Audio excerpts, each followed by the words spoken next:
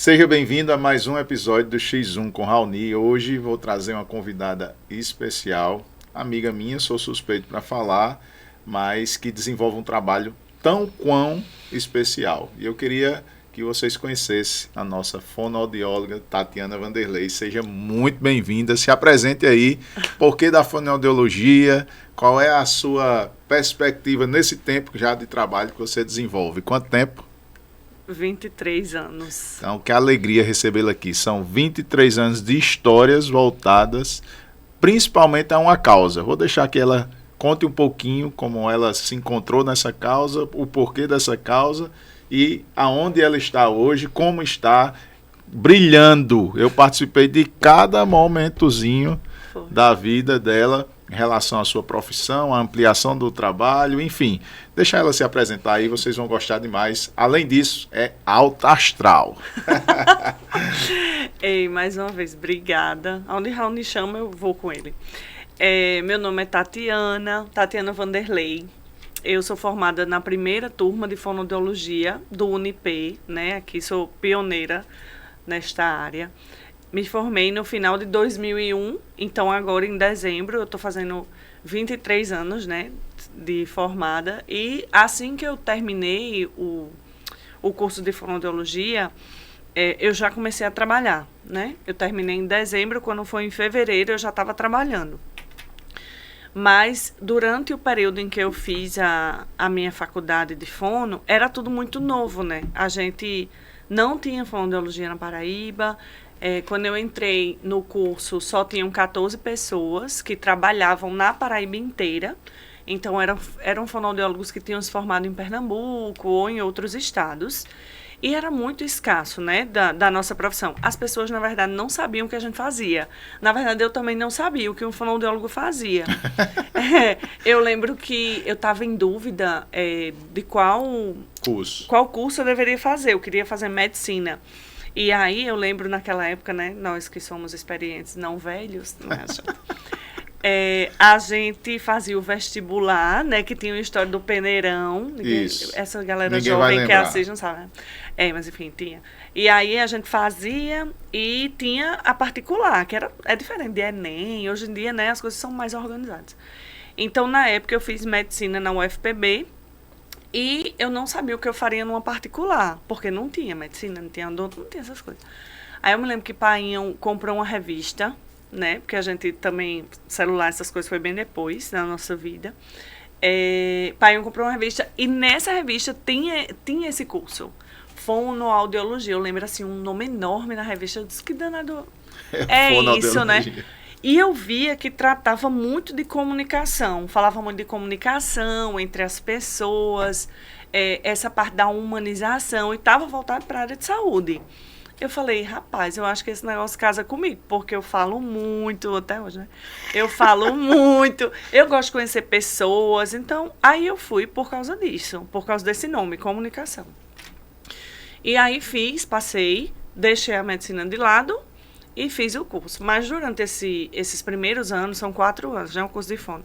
Durante os primeiros anos, eu fiquei muito tentada a desistir. Porque eu não sabia o que ia ser de mim, que ninguém sabia o que eu seria. Inclusive, eu não sabia. E a área da medicina me chamava, porque já era mais concreta, né? Uma carreira, uma né? carreira mais, sei lá, nítida, assim, para mim. Mas aí, quando no último período do curso, eu me deparei com uma pessoa com deficiência para fazer o atendimento na parte da terapia, né? Que a gente faz os estágios supervisionados. E aí, a gente fica sem saber qual é o paciente que vem para você. E para mim, veio uma menininha com paralisia cerebral.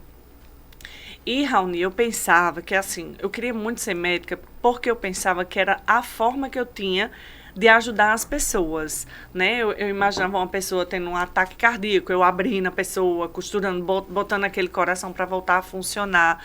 Mas era um modelo de cura muito simples, assim, né? Era muito restrito. A saúde é muito mais ampla do que isso, né? Então, é o bem-estar psicossocial, biopsicossocial do ser humano. E aí, quando eu vi que aquela menina que não falava, que não comia, que tinha muita dificuldade para aprender, que não andava, eu disse, meu Deus, eu posso fazer alguma coisa por essa criança, né? Dentro desse curso que eu pensava que era para cantor, comunicar, jornalista, professor, né? Mas a gente vai vendo dentro do curso que eu posso tocar na pessoa. Era o que eu mais queria, era mexer, sabe? Aí eu falei, não, é isso mesmo. Deus me preparou, foi para isso. E botou essa menina para eu atender, para fechar com chave de ouro meu curso. Eu tenho certeza que era isso você estava fazendo, que eu ia fazer. E aí ela veio, depois eu tive um paciente com gagueira, que eu vi que não era minha praia, né? E depois chegou um outro paciente com dislexia, que eu achei ótimo também, que é outro tipo, né, de distúrbio, de transtorno, enfim. E aí decidi que eu ia realmente focar na fonoaudiologia. Foi. E quando eu terminei o curso, em dezembro, Painho disse logo assim, você quer fazer uma pós? Meu pai é agoniado, né? Você conhece também. Aí, você quer fazer uma pós? Painho, eu quero. Não de João Pessoa. Então, eu fui fazer a pós em Natal.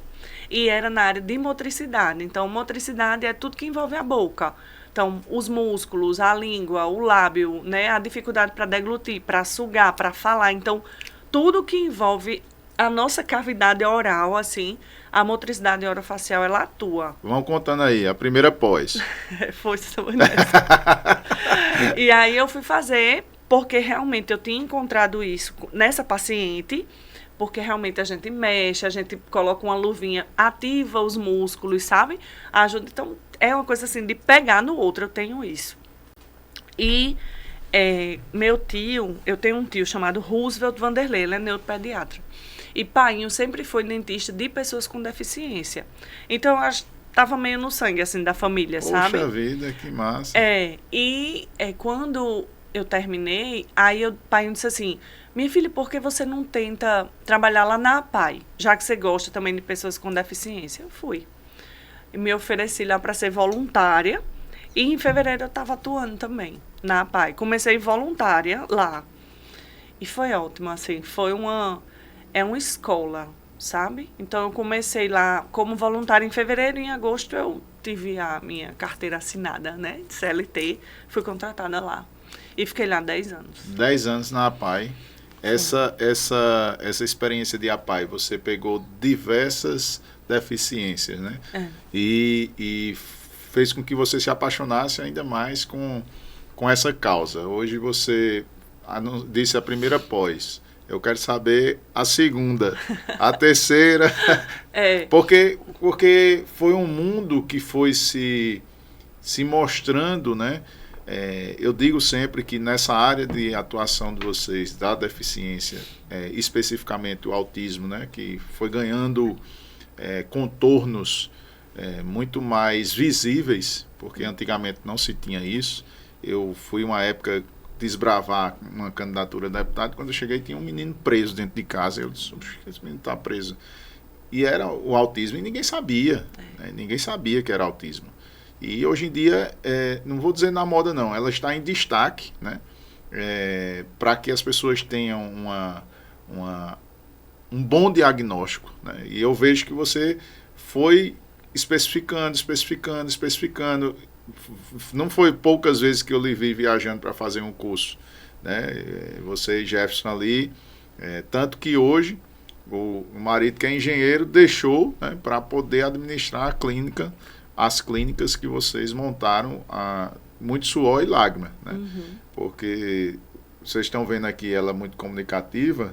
O que ela tem de comunicativa tem de ansiedade também. Aí ela foi aprendendo a dar os passos dela, entregando aquilo que compete a ela e aquilo que compete a Deus, né?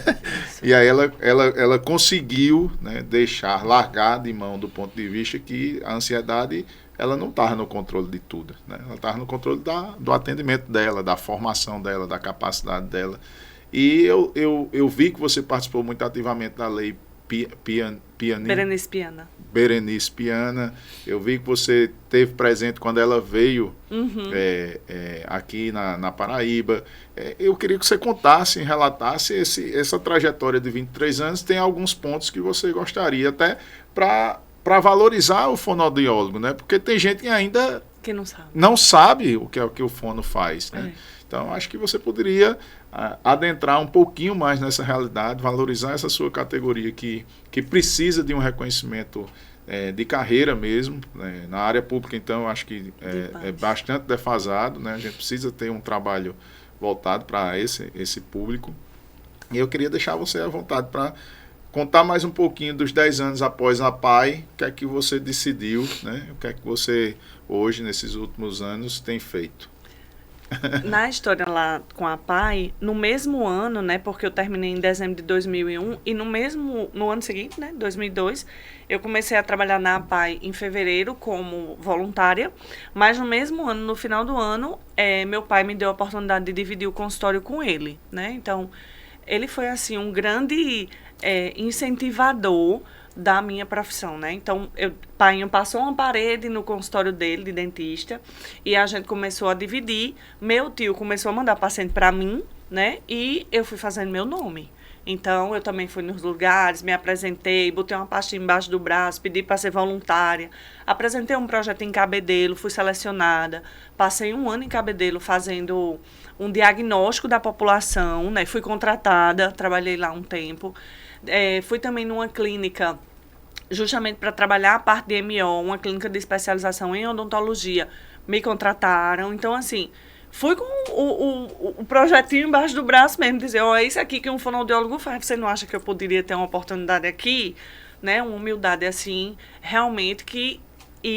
Botou a cara a tapa. Botei a cara para bater, E eu disse, rapaz, é melhor me arrepender do que eu não fiz... ou do que eu fiz do que eu não fiz. Então, um não eu já tenho, né? Então, bora lá. E eu recebi sim, graças a Deus. Recebi um monte de não também. Mas os sim eu soube aproveitar, sabe? E assim, Raoni, dentro lá da APAI, nesses 10 anos, eu vi esses casos. Então, eu vi esses casos de meninos que tinham a questão dos maus tratos, que o pessoal lá fez a intervenção, acionou o Ministério Público, enfim, o setor de assistência social de lá também, da assistência social também, sempre muito atuante. Então, eu via muito, assim, pacientes adultos, sabe, diagnosticados, e que muitos não eram diagnosticados como autismo, e que hoje eu sei que eram, sabe? Então, era uma deficiência mental, na época, que hoje é intelectual, mas era uma deficiência mental que não tinha sido tratada. Mas a gente viu um monte de comportamentos que hoje a gente sabe que são do TEA, sabe, do autismo. Então, essas pessoas, elas foram muito negligenciadas também em atendimento de qualidade. E aí chegaram naquele ponto. E eu me lembro muito, porque lá eu tive possibilidade de atender todas as síndromes que você imaginar. Os diferentes graus de autismo, crianças com danos neurológicos, enfim, uma escola que a gente vai se interessando, vai estudando, vai consumindo aquilo, né? E eu me lembro que um dia... eu estava atendendo um menino, ele tinha 14 anos, e ele era autista. E Deus deu umas tapas na minha cara depois, vou contar a história. Ele estava hiperfocado no ventilador de teto. Lá na PAI não tinha ar-condicionado na época, hoje graças a Deus tem, porque o pessoal ajuda, a PAI, né? Mas é uma instituição muito séria. E aí, tinha um ventilador de teto e ele queria pegar um ventilador. Como é que eu ia deixar um menino de 14 anos pegar um ventilador de teto? Ele ia puxar e a gente ia, né, se machucar. Eu peguei e disse que tentei impedir que ele não ia, levei uma pisa. Olha, tá para nascer uma pessoa que trabalha com deficiente que nunca levou uma pisa ou uma mordida. A gente apanha mesmo, é bom. Dá mais gás para ajeitar, sabe? E aí, ele me deu uma pisa, levei tapa, levei beliscão, um monte de coisa. Eu sei que deu certo lá, me ajudaram, a gente acalmou ele. Nesse dia eu disse, eu posso atender todas as deficiências, menos o autismo. Foi mesmo. Na minha mente, eu conversando com Deus, né? Senhor, eu posso atender qualquer deficiência, menos o autismo, porque eu não vou saber lidar com essa situação, entendeu? Como é que eu posso ajudar esse cristão? E, enfim, hoje estou eu aqui, né? Referência. Então, assim... de trabalho. Eu acho que é muito isso, assim... É tipo, aproveitar as oportunidades, as portas que Deus abre para você. E as portas que ele fecha também. Porque quando ele fecha é porque não era, sabe, para continuar aberta. É porque vai vir uma janelinha ali que vai virar a chave. E a gente tem que enxergar isso. Então, ele me mostrou que não era o que eu queria.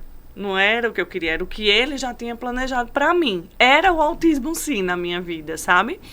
E aí, o meu consultório, no início, eu estava lá com o painho e recebi todos esses pacientes. E o meu nome começou a aparecer como a fonoaudióloga que atendia pessoas com deficiência. Então, eu me lembro o dia que uma paciente muito importante para mim, que foi Sofia, que você conhece, o pai, a mãe, todo mundo, ela chegou para mim, eu já tinha mudado de consultório, tinha saído do consultório de painho, e eu me lembro que na época painho disse assim, minha filha, você tá ficando doida que você vai mudar de consultório, porque aqui você paga R$50 a mim, e você vai para um consultório, uma clínica, onde você vai pagar 500. E foi realmente isso. E ele disse, tem certeza que você quer ir? Vai passar para 10 vezes mais o que você paga. Eu falei, painho, se tá aparecendo isso para mim, é porque Deus está preparando alguma coisa diferente. E a pessoa que me chamou é uma pessoa católica, envolvida em comunidade, sabe? Conheceu o meu trabalho em uma dessas clínicas que eu fui com o projetinho embaixo do braço. E ela me chamou, estava inaugurando a clínica dela, eu fui. E aí lá, uma clínica linda, chama Biodontológica. Uma clínica linda, muito chique. Maria Helena, minha amiga até hoje, é a dona. É muito arrumada, muito chique. Ela é muito jeitosa, muito talentosa nas coisas. E é a dentista dos meus filhos, a ortodontista. E aí, começou a chegar os pacientes, né? Eu comecei a pensar em sair da PAI, porque o consultório estava tomando muito de mim. Saí de Cabedelo, saí da clínica que ela me conheceu. E fui ficando no meu consultório. E eu fui lá também. Pronto, foi. E aí, foi mesmo. E aí, quando eu estava lá, começaram a aparecer os pacientes. Ela me encaminhava paciente da parte de ortodontia, cirurgia ortognática, que tem tudo a ver com MO, a minha primeira pós. E aí, começou a chegar os meus pacientinhos com autismo, deste tamanho, do tamanho de um pingo humano. E eu comecei a ficar fascinada nisso, sabe? Eu digo, meu Deus, o meu hiperfoco da vida se tornou esse menino pequeno. Não tinha nem tamanho de gente, tudo de fralda ainda, sabe? E aí eu disse, não, Senhor, vamos ver aqui que virada de chave é essa que o Senhor quer para minha vida, porque aí eu ia ter que parar de atender ortognática, ia ter que parar para atender somente pessoas com deficiência, focado no TEA. Pronto. Foi isso que aconteceu. Eu acabei saindo da biodontológica porque era maravilhoso lá, mas era muito arrumado. Sabe assim, muito chique, coisa de cristal, não sei o que. Eu morria de medo que os meninos batessem e quebrassem. E os meninos precisam correr, precisam de espaço. Aí eu falava, Senhor, me diz o que é que o Senhor quer pra mim. Pra onde é que é pra eu ir? Aí ele me mostrou assim um paredão cheio de planta. Ele disse, vá atrás desse lugar. Um paredão todo cheio de trepadeira. Menino, eu rodei, viu, atrás desse paredão. Eu disse, Jefferson, ele me mostrou um paredão. Eu tenho que ir pro paredão. Aí, caí numa clínica. Como era a entrada da clínica? Um paredão. Cheio de trepadeira, assim. Eu disse, aqui, esse lugar. Ele preparou esse lugar pra mim. Fui, falei com a dona Larissa, dona da Plenitude. Uma pessoa altamente de Deus também. Tatiana, não sei o que, a gente conversou. Ela só aceitava as pessoas lá na clínica mediante uma conversa. Ela não me conhecia, né? Deu super certo. Aluguei uma sala lá. Saí da biodontológica e fui pra lá. Lá tinha espaço, lá tinha grama, lá tinha um monte de coisa. Meus pacientes começaram a correr. Eu comecei a fazer terapia fora da sala, na área externa, ao ar livre. Eu falei, é isso que esses meninos precisam. Eles precisam se sentir em casa. Né? Eles não é para se sentir preso num lugar branco, só com parede branca, com o povo de jaleco. Eu odeio atender jaleco, mas eu tenho que atender porque o conselho manda atender. Mas eu odeio. Ela tem várias cores de jalecos, viu? Várias cores, várias. Mas eu odeio atender, eu só atendo quem me mandam. E aí, lá nessa clínica foi onde nasceu o embrião da Fono com Amor, né? Porque acabou que minha sala lotou, graças a Deus, de paciente, a maioria deles todos com deficiência, a grandíssima maioria com autismo, e acabei alugando mais 2 salas lá. E comecei a construir minha equipe ali dentro, né? E aí, depois que eu vi que realmente eu já estava com 3 salas alugadas, o que eu pagava nos aluguéis, eu podia alugar uma casa. Então, aí eu disse, não, vamos parar para pensar, junto com o Jefferson, se vale a gente partir para a nossa própria clínica, né? Já que a gente já tinha uma equipe, eu já tinha uma fono, outra trabalhando comigo, uma TO, uma psicopedagoga e uma psicóloga. Então, eu montei minha equipe dentro da Plenitude. E aí ele disse, vamos. Aí foi quando realmente ele saiu do trabalho, enfim, da área da construção, e enveredou, entrou num MBA na parte de administração e tudo, gestão de saúde. E a gente enveredou aí, fez empréstimo, deu a cara para bater de novo. Essa última casa, que foi a primeira no caso, o start de você ter seu próprio local, quais são os principais desafios que você considera para trabalhar com as pessoas com autismo? Qual é o desafio maior? Depois você vai contar a ampliação desse trabalho, né? Hoje, quantos você atende, aonde você está atendendo, mas os desafios, as pessoas querem entender de quem atua na área das pessoas com deficiência, no autismo especificamente, qual é o maior desafio? Então, no autismo, eu acho que o maior desafio é você não se acomodar. É um transtorno que ele instiga muito. Eu me sinto muito assim. Ele instiga muito você sair da sua zona de conforto o tempo inteiro. Então, assim, você me perguntou a questão das pós-graduações. Eu fiz a minha de motricidade orofacial. Pronto, foi uma. Depois, como a minha vida passou mais a ser da parte do autismo, então eu precisava muito ter um respaldo maior em linguagem, que as crianças com autismo têm um transtorno de linguagem. Alguns mais severos, alguns mais brandos, mas eles têm. Então, aí eu fui fazer a minha pós em linguagem. Quando a gente pensa em autismo, a gente pensa em algumas ciências, alguns métodos comprovados cientificamente, algumas formas de intervenção que são mais específicas dentro do autismo e que são comprovadas cientificamente. Não é essa loucura que o povo tenta vender e que não tem estudo científico. Então, eu sempre fui por aí. Tem pesquisa sobre... tem evidência científica, então eu vou atrás desse curso para fazer. E aí o primeiro que eu fiz foi o aprimoramento em ABA, que as pessoas escutam muito falar em ABA, análise do comportamento aplicada para a criança com autismo, e tem que se desmistificar também isso, de que ABA é só para TEA, que ABA é só para autismo, ABA é para a vida. A ABA é ciência. Então, assim, eu posso aplicar a análise do comportamento numa criança que tem TEA? Posso aplicar numa criança que tem síndrome de Down? Posso aplicar numa criança que tem um transtorno opositor desafiador? Posso. Cada um dentro da sua individualidade. Entendi. Né? E as pessoas acham que é robô, é adestramento. Isso é coisa de gente que não estudou, que não se atualizou. As coisas vão mudando, né? Para melhor e para pior. Quando é para melhor, a gente aproveita, né? E vai se atualizando nisso. Então, foi o primeiro que eu fiz. Depois, apareceu... Para nós, no Brasil, sempre chega depois, né? Porque a ABA nos Estados Unidos já era altamente divulgado quando começou a chegar para cá. Depois eu conheci o modelo Denver de intervenção precoce, que ele é para crianças de 0 a 5 anos. E como eu sempre apostei muito na intervenção precoce, fui fazer o curso também. Então, fiz com a galera do Canadá e tudo. E aí, eu ficava me questionando muito, os desafios do autismo, será que é só a vertente comportamental que eu tenho que ir, sabe? Transformar a minha prática clínica de fonoaudióloga só na vertente comportamental, que é por onde o Denver e o ABA encaminham.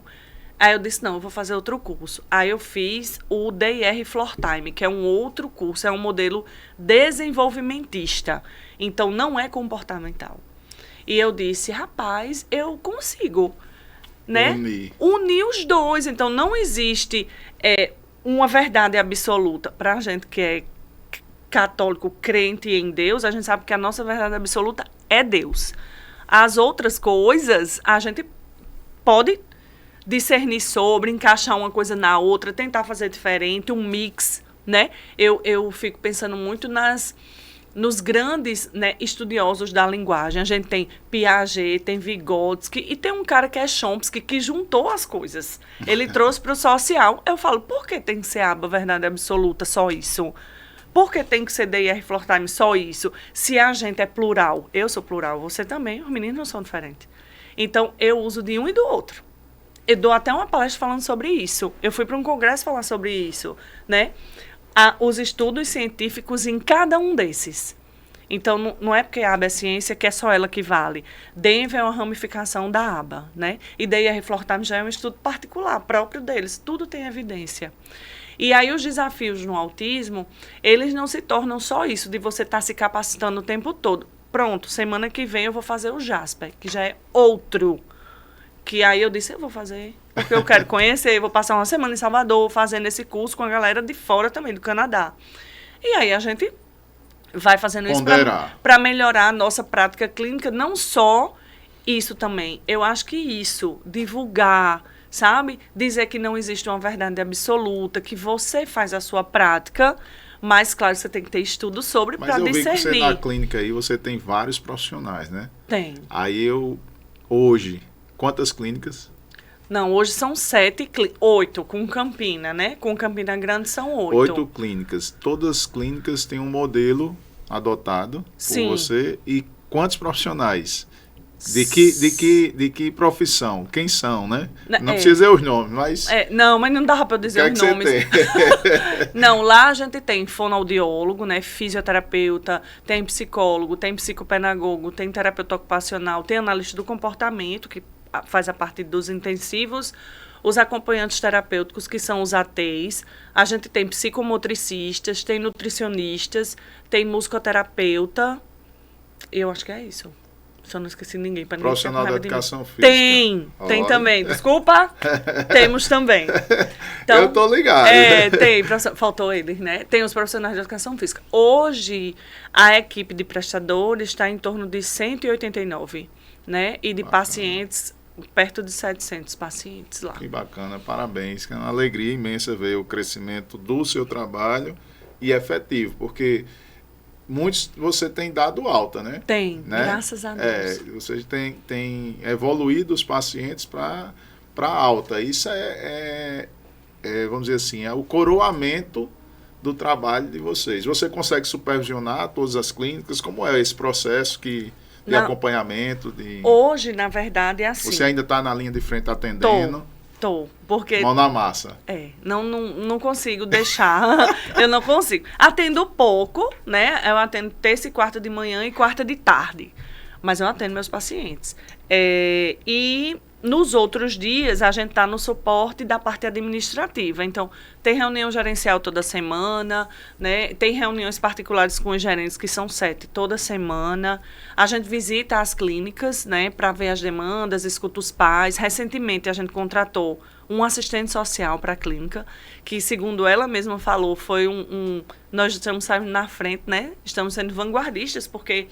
assistente social é mais para o poder público, né? Você vê, eu via nas ONGs, né? Que eu trabalhava na APAI e já vi em outros centros e tudo. Mas em instituição privada, ela disse que é um abrir de portas para assistência social. Então, a gente está com ela lá também, falando para os pais os direitos dos meninos, os direitos das famílias, aonde eles podem tirar uma carteira de identidade da criança, quais são os benefícios, as dificuldades, as questões legais que envolvem tudo isso, né? Então, a gente colocou ela lá para isto, para fortalecer as famílias. Também, se tiver alguma família em alguma vulnerabilidade, alguma coisa, para que a Fone com Amor saiba e possa agir, né? Bacana. A gente tem também para os pais lá um projeto Cuidar de Quem Cuida, que é a psicóloga nossa também, que oferece atendimento gratuito. A gente tem uma psicóloga contratada da Fone com Amor, que ela está lá para atender as famílias. Então, eu me lembro muito de muitas mães dizendo, eu não tenho tempo para mim, né?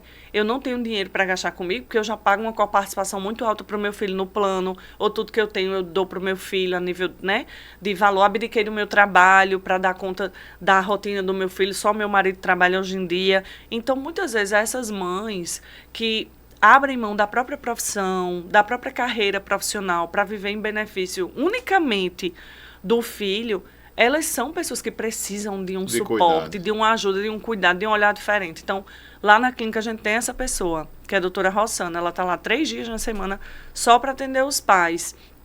A gente tenta supervisionar, mas hoje eu tenho coordenadoras em todos os setores. Então, tem coordenador de fono, de TO, de psicologia, de psicopedagogia, de terapia ocupacional, não. E a gente faz esse elo maior com eles. Então, eles passam para a gente passa para eles para fortalecer o serviço deles, sabe? E temos também muito essa ligação com os pais, da escuta. E a Fono com Amor, ela foi pensada para ser uma extensão da sua e da minha casa. E da casa deles, você conhece. A clínica não é chique. A clínica não é arrumadíssima. A clínica é uma casa, que eu quero que um quadro esteja ok, sabe? Que o sofá esteja bacana, né? Que a criança corra no jardim, que eu fiz questão das clínicas todas terem um jardim ou uma área para a criança correr. Então, é para a nossa casa ser bem cuidada, mas é para estar o tempo todo aquele sentimento de acolhimento. Tipo, você está aqui, a gente está olhando você. Uma coisa que eu escutava muito e que foi uma grande dificuldade para a gente que empreende é isso, tipo, as pessoas dizerem assim, quando você era menor, você olhava mais para o meu filho. Isso, assim, doía assim, na minha alma, de um jeito, sabe? Porque, tipo, quando eu tinha minha primeira unidade, eu sabia o nome de todo mundo. Hoje eu tenho 700 crianças, eu não sei o nome de todo mundo, eu não consigo. E aí eu digo, não, mas existe o cuidado, gente. E os bastidores, eu posso não estar na frente, você me vendo todo dia no mesmo canto, né? Mas eu tô cuidando deles, sabe? Eu tô cuidando deles porque eu tô cuidando da equipe, porque eu tô tentando cuidar de vocês, dos pais, né? Da forma que dá pra gente fazer. Toda. Então, se não for equipe, família e paciente, e a gente ainda coloca a escola nisso também, essa tríade perfeita, família, clínica, casa, escola, né? Se a gente tiver um equilíbrio aí, a criança voa. O que eu acho mais difícil hoje é a gente conseguir integrar a escola no processo. Porque a gente tem dificuldades, né? De ir até a escola, né? De intervir também lá, sabe? E a gente sabe que o ambiente social da criança é o colégio, né? E um dos pilares do autismo é a interação social, é a grande dificuldade deles. Então, a escola é para ser assim uma mola propulsora para eles, entendeu? E às vezes abafa demais. E às vezes abafa, assim. E eu não vejo, sabe, Raoni, muito interesse das escolas em procurarem ajuda. No sentido de bater na porta e dizer assim, me ajuda a capacitar minha equipe, né? Hoje, quando a gente pensa na incidência do autismo, de 1 a cada 36 crianças, 1 a cada 36 crianças tem autismo. Então, dentro de uma classe, é para em cada classe das escolas ter um. Porque, geralmente, numa escola tem 37 alunos numa turma. Então, assim... há uma grande possibilidade de ter um por turma, sabe? E tipo, você tem um professor que às vezes tem muito boa vontade, mas não tem ferramenta, né? E nem consegue identificar. E nem consegue identificar. E às vezes o aluno sair da sala é que é o alívio. O alívio daquele professor, sabe? Mas e aquele aluno está fazendo o que ali? Né? Muito interessante. Então, eu percebo muito isso, assim, vocês querem ajuda, peçam ajuda, né? Eu, de verdade, assim, não precisa a pessoa investir milhões e milhões num treinamento. Eu acho que a nossa função social é muito séria nisso, em desmistificar também o TEA, sabe? Tem crianças que são muito comprometidas, tem crianças que são pouco comprometidas, e até as que são muito, podem melhorar muito. Entendi. Se tiverem uma intervenção correta. Mas não é só eu fazer com o meu. Você sendo o pai do meu paciente, você tem que fazer também. A escola sendo quem acompanha o meu paciente, tem que fazer também. Bacana. Sabe? Acho que abriu uma mente aí de muita gente. Estejam abertos a esse apelo, né? Quem está assistindo aí, que conhecer sua escola e que precisar, Tatiana está de porta aberta para conversar sobre isso e fazer a formação. Saiba disso, que eu conheço Tatiana e não é de hoje. Então, a frase dela aqui agora foi a função social. né? É muito maior do que qualquer outra. Exatamente. E eu queria, assim, a conversa está fluindo maravilhosamente bem, mas eu queria que você pudesse, alguma história marcante nesse período que você gostaria de compartilhar e que lhe traz, poxa, meu trabalho tem feito a diferença nesse mundo, né? Eu queria que você pudesse compartilhar com a gente, se existe algum, se você recorda. Olha, eu me recordo, é engraçado, porque tem muitas histórias, né? Tem muitas histórias. Eu me lembro de um pacientinho meu, começou comigo, não falava nada. Ele é filho de um médico, né? A mãe é uma fonoaudióloga também. E ele veio para mim, ele não tinha nem 2 anos, ele não falava nada. E estava naquela hipótese diagnóstica do autismo, né? E aí, quando ele disse, assim, as primeiras palavras, tipo, ele, como um bebezinho mesmo, ele começou a balbuciar, né? A prestar atenção, porque eu digo que a grande virada de chave no autismo é o olhar. Quando começa a olhar, a prestar atenção em você, a gente começou, o basicão começou a acontecer para o grande aparecer, sabe como é? Então, depois que ele começou a olhar, começou a imitar, aí ele começou a falar.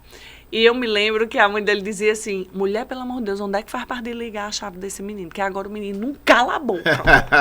Né? Eu me lembro também de outra, que é Maria Luísa, ela é minha paciente até hoje. Ela tem síndrome de Down, né? E ela tem apraxia de fala associada. Eu me lembro também que Malu não falava nada, é minha paciente até hoje, eu amo muito ela. E aí, também, os pais dizem a mesma coisa, doutora Tati, pelo amor de Deus, essa menina engoliu um chá de chocalho, onde é que faz para ela parar de falar? E uma que tem várias, né, mas uma que eu me lembro que foi Sofia, quando ela chegou lá no meu consultório, eu ainda atendia na biodontológica. Eu me lembro desse dia porque ela não falava. E eu sempre canto, né? A parte do canto, da rima, da música, ela é muito forte também para desenvolver fala, melodia, linguagem. E aí um dia eu estava cantando aquela música, brilha, brilha, estrelinha, sabe? Aí eu fiz na lousa uma estrela brilhando. Eu tenho essa foto. Brilhando. Ela foi até, bem pequenininha, ela foi até a lousa e fez assim, estrelinha. Eu não tinha escutado nunca ela falar. Ela disse, Estelinha, ela falou. Aí eu falei, eita! A mãe dela, né? Não estava na recepção. Mulher, ela falou! Né? Tipo assim, porque a gente é muito doido que as crianças falem. Mas a gente não sabe quando isso vai acontecer, né? Quando acontece, não é só uma explosão para pai e mãe, para a gente que acompanha. É uma loucura também, sabe? Maria Alice, outra paciente minha, não falava nada. A primeira palavra que ela disse foi abelha. A gente estava na terapia, eu estava com uns cards, brincando com ela, com animais. Ela viu o cachorro, ela viu o gato, um monte de coisa que são animais do dia a dia. E ela falou, abelha. Tanto é que quando foi o carnaval seguinte, a mãe dela fantasiou ela de abelha e levou ela para fundo com amor de abelha. São muitas histórias. Quais as suas perspectivas futuras? O que é que você imagina? Onde é que nós estamos como sociedade errando? Onde é que podemos acertar? Né? Desses erros, o que é que a gente pode trazer de resultado? Na área pública, o que é que a gente tem de melhorias a alcançar? O que é que você enxerga já com o desenvolvimento de estar em 2 cidades, com um número de pacientes que já é um recorte daquilo que está acontecendo? Então, você tem muitos relatos, né? Uhum. Tanto no privado como no público. Jovens, né? Esses autistas que foram seus primeiros pacientes ali na idade da infância, hoje já têm adultos. Onde é que vão se tratar, como estão se tratando, já se viram sozinhos, tem alguma referência, enfim, façam um apanhado dessa situação, das suas perspectivas futuras, com os resultados que você vê, o que é que o poder público pode ajudar, esses 3 pontos que eu acho que é importante para a gente ir fechando esse nosso bate-papo. Senão a gente fica até amanhã conversando. Eu acho assim, a gente inicialmente a Fundo com Amor, ela surgiu para a parte da intervenção precoce. Então a gente pensou e formou as clínicas para atender crianças de 0 até 12 anos. Por quê? Porque começou, né, a gente ter essas hipóteses diagnósticas, os diagnósticos mais precoces. E o que é que a gente pensa? Um cérebro pequenininho, ele é uma esponja. Então, aquela criança, se não fosse tratada, ela podia ser um autista de grau severo, né? Se eu pego ela bem pequenininha, eu remodelo esse cérebro e ele vai se adaptando para melhorar todas as habilidades e esse autismo não ficar tão descancarado. Vou dizer até assim, uma linguagem popular, não ficar tão evidente. Porque as questões das regras sociais, a questão das comunicações, da leitura, enfim, a criança vai aprendendo isso, vai ter aquela coisinha de ser diferente, mas vai ser muito mais igual, né, do que diferente. Mas ser diferente também é normal, certo? Só para deixar claro aqui. Sim. E a gente vai, né, tratando essa criança para que ela se desenvolva sendo ela, né, que não perca a individualidade. A gente sabe que o autismo não tem cura, a gente faz o acompanhamento todo. Só que depois de um tempo, a gente viu que tinha muita gente com mais de 12 anos que não estava em tratamento. Então, eu me lembro um dia que eu fui dar uma palestra para o Instituto Primeiro Olhar, que é um instituto para mães e crianças com T21, que é a síndrome de Down. Uma mãe disse a mim, me abordou na hora do lanche, né, do coffee break, e disse assim: doutora Tatiana, por favor, abra uma clínica para pessoas com deficiência adultos. O meu filho, ele não tem terapia nenhuma, em canto nenhum aceita ele. É um menino que já tinha, eu acho que 20 anos, por aí, estava em casa. Raoni, eu fiquei com aquele negócio no meu coração, né? Eu disse, meu Deus, eu tô ficando doida. Mas vamos pensar. Que a gente vai... Enfim, aí a gente criou a casa terapêutica nossa, que é a unidade Lírios, a 7ª unidade aqui de João Pessoa, justamente para pessoas de 12 até 25 anos. E é uma casa terapêutica. Então, lá, os meninos aprendem a cozinhar, a se vestir, a tomar banho, a escovar os dentes, a arrumar uma cama, sabe? Coisas que eles precisam fazer para a vida. Então, eu tenho pacientes que estavam comigo dentro de um consultório, né, que foram crescendo e que hoje estão lá, na Lírios, né, fazendo os acompanhamentos. Claro que tem uns que, quando é pequenininho, vai crescendo e a gente consegue dar alta. É uma coisa que eu falo muito também. Autista tem alta, né? Eu não vou transformar os meninos em quem eles não são. Então, se eles conseguem se socializar, se eles conseguem realizar as tarefas, as atividades, mas tendo um jeitinho particular deles, o que é que a gente precisa modificar? Nada. Tem coisa em mim e tu que ninguém vai modificar na gente, não é? Mas a gente está ativo para o mundo. Ok, teve alta. Se precisar em algum outro momento da vida voltar para a terapia, volta para fazer ajuste, digamos assim. Mas está aí pleno para a vida. Esses outros maiores não, eles ficam lá com a gente para a gente preparar também para o mundo fora, né? Na nossa casa terapêutica. Hoje eu vejo assim, a gente ainda tem muita coisa para andar, né? Muito chão para andar aí na área do TEA. Tá melhor hoje? Tá. Hoje, às vezes as pessoas dizem assim, mas autismo é uma modinha. Dá uma raiva. Em quem trabalha com autismo, isso é um absurdo de ouvir. Sabe? Primeiro, ninguém quer ter filho autista. Isso eu digo muito a nenhum pai e mãe. Quer dizer, eu quero esse menino autista. Não quer, né? Mas ele chegou, então eles querem. Eles querem fazer o melhor por ele ali, claro, né? São muitos. Então, por que são muitos? Sempre existiu esse tanto de pessoas com autismo, mas eles tinham diagnósticos diferentes ou eles eram subdiagnosticados. Então, hoje, o TEA, ele é um T de transtorno, porque do espectro. Por quê? Porque ele existe um espectro que pega do mais leve ao mais complexo. Entendi. Digamos assim, antigamente o TEA só via o autismo, só era colocado no autismo quem eram esses severos aqui. A gente só achava que era autista aquela pessoa que se balançava e ficava fazendo e assim. Entendi. Entendeu? Então, esses eram aqueles que a gente dizia, esse menino tem autismo. Porque era esse estereótipo do TEA. Quando ele passou a ser um transtorno do espectro, um monte de outras características entraram nesse bojo aí. E aí, a gente diagnosticou muito mais. Os pais passaram a dizer, eita, tá atrasada essa fala aqui, os médicos começaram a estudar mais, a fonoaudiologia começou a intervir mais, a ser mais acionada. Ainda teve isso também. Quantas vezes os meus colegas fonoaudiólogos, a gente é o primeiro a receber uma criança com autismo? Porque não está falando. Então, inúmeras vezes, esse menino tem 1 ano e meio, 2 anos, não fala nada.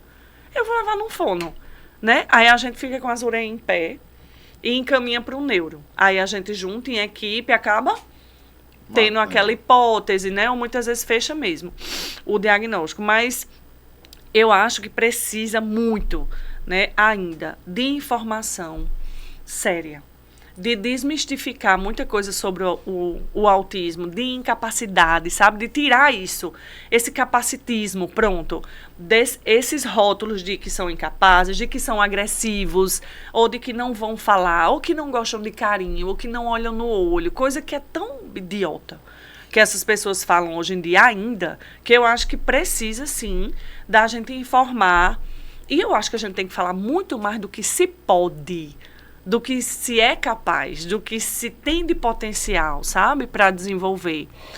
Eu acho hoje que uma das grandes e maiores dificuldades para o autismo são as escolas. Eu acho isso hoje. Eu vejo muitas mães estudarem muito sobre autismo, entenderem o filho, conhecerem. Ninguém conhece mais os filhos do que os pais, né? A gente é da área, mas a gente não conhece aquele menino de manhã, de tarde, de noite, da hora que acorda até a hora, né? A gente não conhece. Quem conhece é aquela mãe lá, que estudou, que sabe, que foi atrás do que é o autismo, que foi atrás de entender o que é que o filho pode melhorar. Então, eu vejo assim, escola precisa muito de capacitação.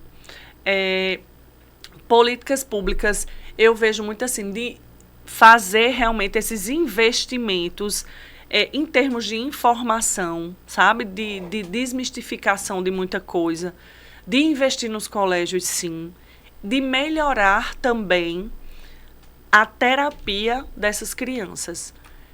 Só para terminar, senão eu falo até amanhã. O autismo, ele não precisa, a pessoa com TEA, ela não precisa só pontualmente de ter um fonoaudiólogo uma vez na semana. Entendi. De ter um terapeuta ocupacional uma vez na semana. O cérebro, ele só aprende com repetição.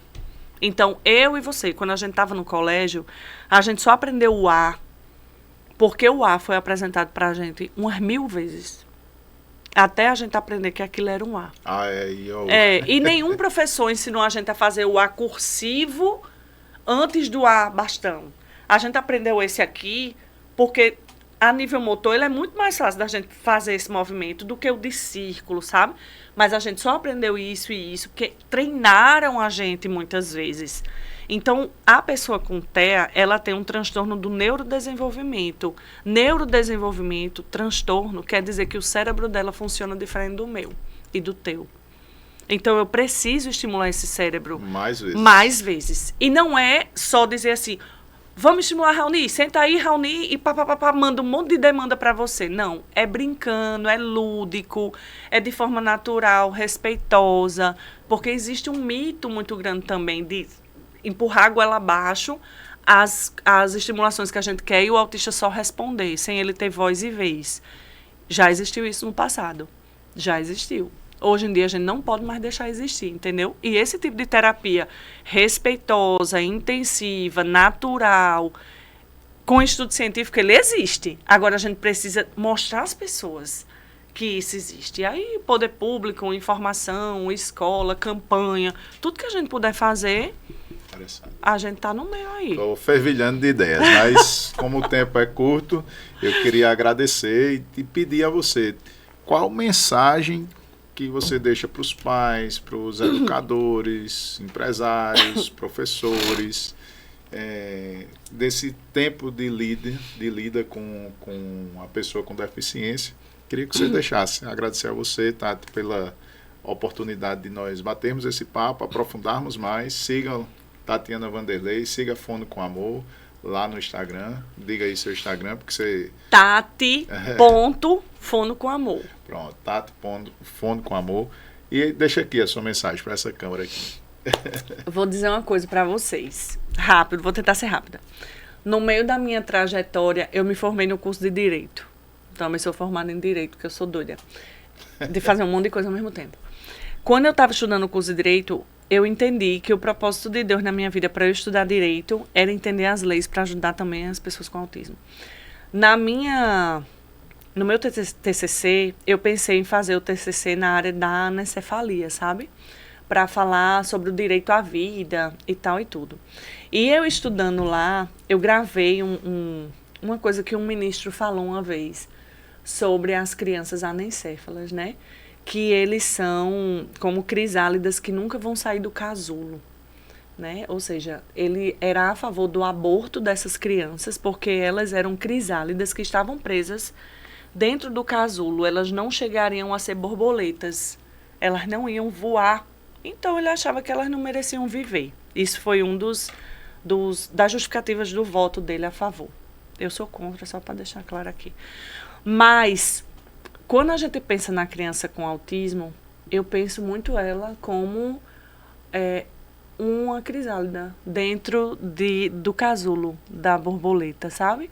A gente não dá nada quando a gente olha um casulinho ali fechado, né? A gente pensa que negócio feio, estranho, não vai ser nada. E aí, de repente, aquele casulo se abre e sai uma borboleta azul bem linda, né? Uma borboleta laranja. Pra mim, os meus meninos, eles são isso. Eles são essas borboletas coloridas. Eu fico até emocionada porque eles são, sabe? E para eles voarem muito alto, só depende que a gente acredite que daquele casulo, que muita gente, ninguém vê nada, vai sair assim, algo fantástico que nem a gente sabe o que está por vir, sabe? Mas depende da gente cuidar desse casulinho ali, que muitas vezes a gente não dá nada por ele, e quando você vê, de repente, tá voando. Os pacientes são assim, eles recebem alta, sabe? Alguns não recebem, mas estão voando da forma deles ali, cada um com a sua cor, cada um do seu jeito. Então, se você tem um filho que tem autismo, acredite nos voos. Acredite e faça a sua parte, que ele vai voar bem muito. Obrigado, Tati. Obrigado a você. Estamos juntos. Deus abençoe. Amém. Obrigado por tudo. Amém.